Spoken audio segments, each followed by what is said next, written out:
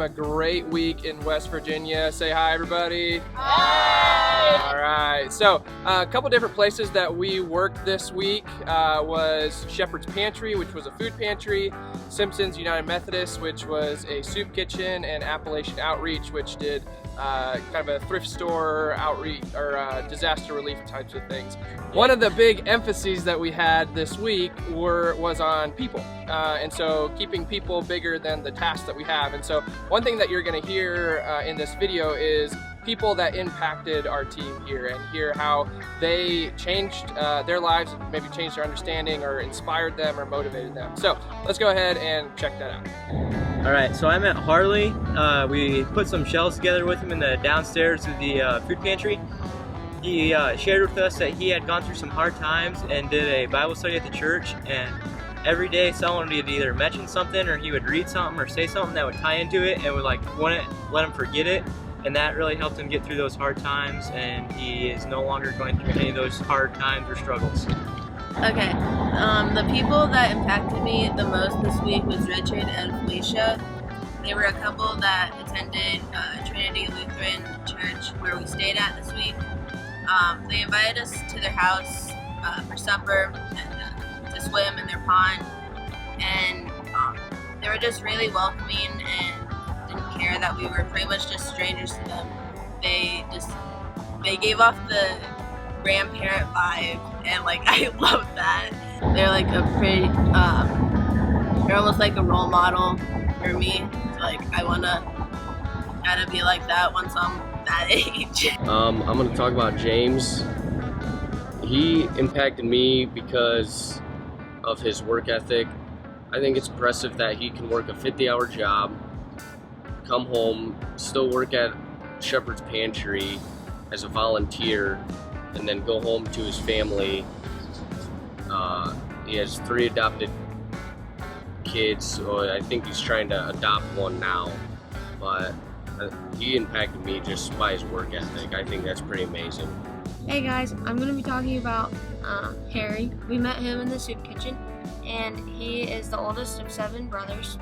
He has 15 aunts and uncles, and he was just very motivational. He just continued to tell us that no matter what, if we made mistakes or whatever, to get back up and not let them take us down.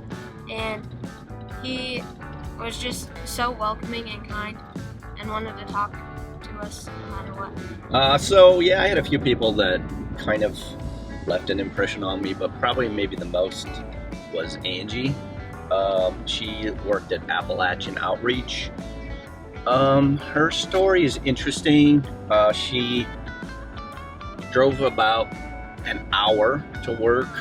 Her net pay was not very good. She only made about $40 a day. She had been in prison. She actually had an ankle monitor when she got out, when she got hired there. She has a 13-year-old daughter. She obviously lives with her daughter. She has a fiance, and I think her grandma also lives with them. She says she lives in the sticks of West Virginia. So she didn't complain about her working conditions were not very good, but she never complained about anything, and I appreciated that. The person that impacted me this week was Harry. I met him at the soup kitchen, and he came to pick up expired food from the pantry to feed his chickens, and he was just really motivational, talking about doing the right thing, and if you don't do the right thing, it kind of just pushes you back, make you think about what you did and how to fix it, and just to always never give up and push forward even if you're struggling with anything. So there was one person in particular that I had an interaction with at Shepherd's Pantry, which was the food pantry that we were at. Her name was Barb, and she was there to receive some food distributions for her family.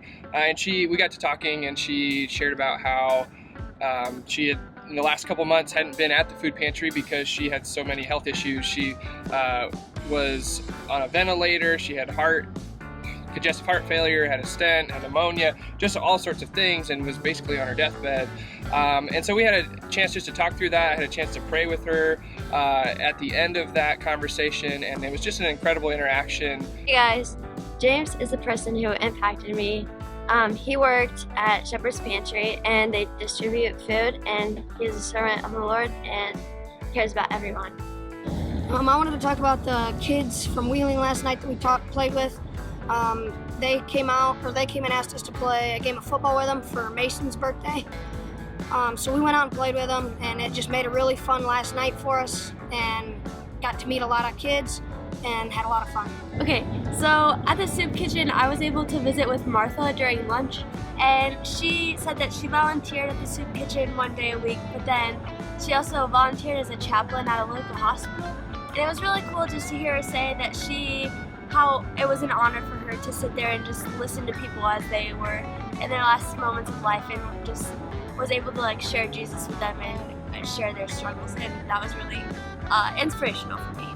All right, so you had an opportunity to hear just a piece of our trip this past week. And if you have more questions or want to hear more, please ask one of our students or myself or one of our leaders to share some stories or to tell you more of what we did, or people that we were impacted by or that we had a chance to work with as well. But lastly, we just want to take an opportunity to say thank you to you. Thank you for all of your prayers. Thank you for all of your support in helping us go on this trip for this week. It was truly a time for us to serve the kingdom, but in return we were blessed, I think probably more than what we were able to bless others. So thank you for that. Thank you for your prayer. Thank you for